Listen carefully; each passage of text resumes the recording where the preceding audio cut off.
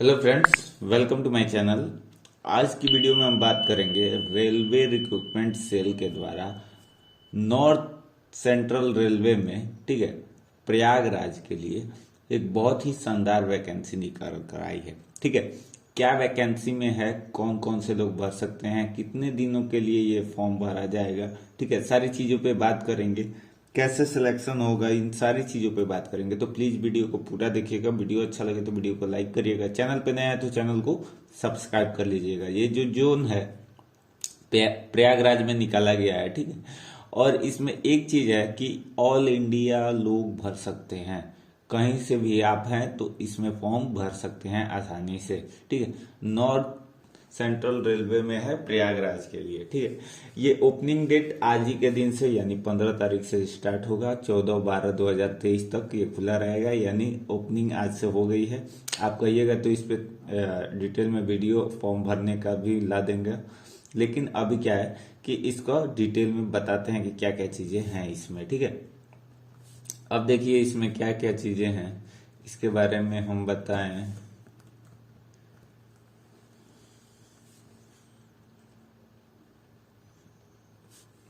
देखिए,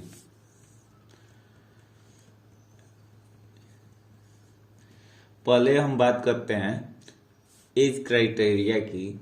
तो देखिए कह रहा है कि एलिजिबल कैंडिडेट्स एज क्राइटेरिया 14/12/2023। 14 कह रहा है कि applicant should be complete 15 years, 15 years से ज़्यादा होना चाहिए, और नॉट हैव कंप्लीटेड 24 ईयर्स, मतलब 24 ईयर कंप्लीट भी नहीं होना चाहिए। इसके बीच के हैं आप तो फॉर्म को आसानी से भर पाएंगे, ठीक है।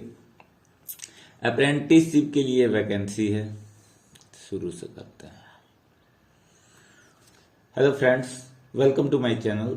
आज की वीडियो में हम बात करेंगे रेलवे रिक्रूटमेंट सेल में नॉर्दर्न सेंट्रल रेलवे में प्रयागराज के लिए वैकेंसी है अप्रेंटिसशिप के लिए, ठीक है। अप्रेंटिसशिप में वैकेंसी है। ओपनिंग डेट इसका है, देखिए 15/11/2023, यानी आज ही के डेट से शुरू हो गया है इसका फॉर्म भरना। ऑनलाइन फॉर्म मोड भरा जाएगा, ठीक है। क्लोजिंग डेट 14/12/2023 तक भरा जाएगा। इसमें इंपॉर्टेंट डेट क्या क्या चीजें हैं, इन सारी चीजों के बारे में बताएंगे। तो प्लीज वीडियो को पूरा देखिएगा। वीडियो अच्छा लगे तो वीडियो को लाइक करिएगा। चैनल पे नया है तो चैनल को सब्सक्राइब करिएगा। देखिए इसमें एज क्राइटेरिया जो है 14/12/2023 जब क्लोज हो रहा है तब तक आपका एज 15 ईयर्स से ज्यादा, यानी 15 ईयर्स से ज्यादा का होना चाहिए, और आप 24 ईयर कंप्लीट नहीं करने चाहिए। कर रहा है कि should not have completed 24 years of age, कितना तक, 14/12/2023 तक। ये चीजें ध्यान में रखना है, ठीक है। अगर नहीं कंप्लीट कर रहे हैं तो आसानी से भर पाएंगे। उसमें देखिए एज में रिलैक्सेशन दिया गया है SC ST OBC के लिए 5 साल के लिए। PWD यानी किसी तरह का दिव्यांग हैं आप तो 10 साल के लिए आपका रिलैक्सेशन दिया गया। उसी तरह एक्स सर्विसमैन के आपके रिलेशन के हैं तो आपको भी 10 साल का दिया जाएगा, ठीक है। ये चीजें दिया गया है एज रिलैक्सेशन में, ठीक।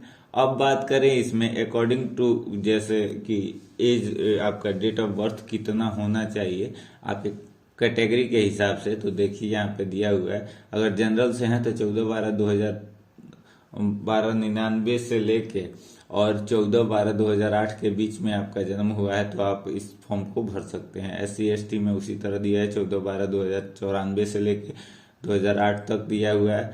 यहाँ पे देखिए ST में दिया हुआ है 94 से लेकर 2008 तक, 96 से लेकर 2008 तक OBC के लिए दिया है। PWD जनरल के लिए 1989 से लेके 2008 तक, SC ST के लिए 1984 से लेके 2008 तक, इसमें 1986 से लेके 2008 तक।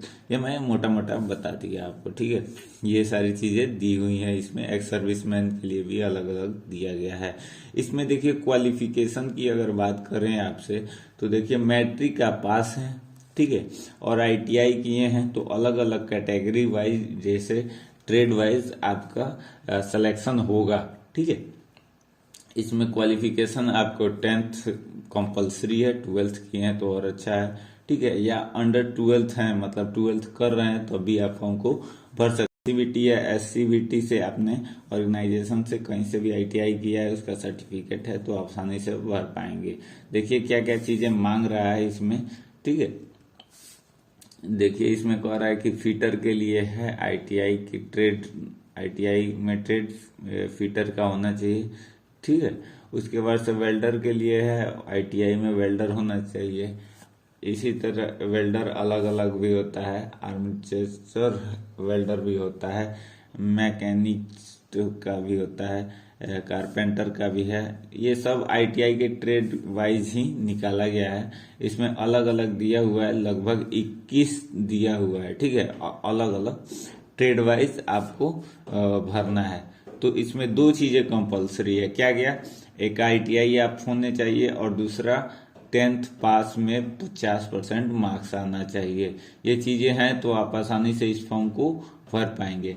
सबसे बड़ी बात इसमें यह है कि आपको किसी तरह का एग्जाम नहीं देना है, ठीक है। ये चीजें ध्यान में रखना है कि आपको एग्जाम नहीं देना है। स्लॉट बुक है किसके लिए, एससी एसटी ओबीसी ईडब्ल्यूएस के लिए, पीडब्ल्यूडी और एक्स सर्विसमैन के लिए भी दिया गया है। स्लॉट बुक है इस तरह का दिया गया एनेक्सचर 1 में, ठीक है।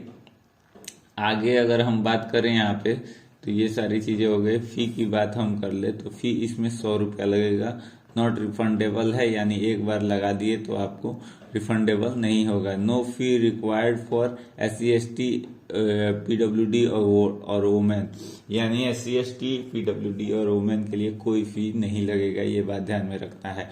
उसके बाद फी पेमेंट है भी ऑनलाइन मोड में पेमेंट करना है, गेटवे कोई भी रखेंगे आपको भर सकते हैं। कंप्लीट करने के एप्लीकेशन फी तो यहाँ पे rrpryI.org पर जाएंगे www, तो आप इस फॉर्म को भर पाएंगे आसानी से। ये सारी चीजें आप जाके अपना देख सकते हैं। मेडिकल फिटनेस में भी आपका डॉक्टर ऑथोराइज होना चाहिए, आपकी सारी चीजें जांच की जाएंगी, ठीक है। अब देखिए लोको पायलट में डिसेबिलिटी का कितना होना चाहिए, सारी चीजें जो वेल्डर के लिए दिया हुआ है, फिटर के लिए दिया हुआ है, इलेक्ट्रीशियन के लिए दिया है, स्टेनोग्राफ के लिए भी अलग अलग दिया हुआ है कितना होना चाहिए, ठीक है। ये डिसेबिलिटी की बात की गई है यहाँ पे। मैक्सिमम कितना आप एलिजिबल है, उससे ज्यादा होगा तो नहीं लिया जाएगा, ये चीजें इसमें साफ साफ बताई गई हैं।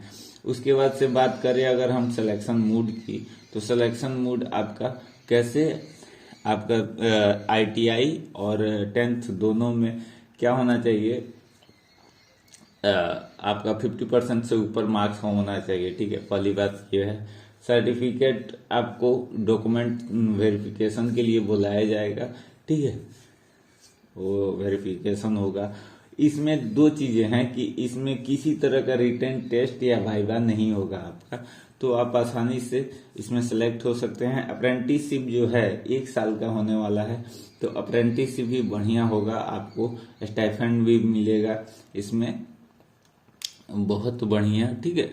ये सारी चीजें दी गई है। एप्लीकेशन मोड ऑनलाइन है, यहाँ पे इस वेबसाइट पे जाके आप भर सकते हैं। और आधार कार्ड, डिजिटल नंबर, ये सारी चीजें दी गई है कि क्या क्या लगेगा। Mobile number activate, email ID activate चाहिए, ये सारी चीजें अगर रिक्वायर्ड है, ये सारी चीजें आपके पास है तो आसानी से आप फॉर्म को भर पाएंगे, ठीक है। ये सारी चीजें यहाँ पे दिया हुआ है। उसके बाद से देखिए यहाँ पे कोई भी फोटो अपलोड कर रहे हैं आप, तो 50 KB से ऊपर और 200 KB से नीचे का होना चाहिए, आसानी से आप अपलोड कर पाएंगे।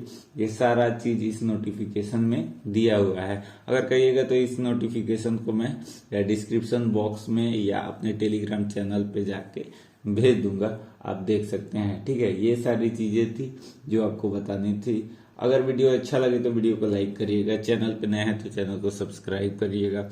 बहुत बहुत धन्यवाद। जय हिंद।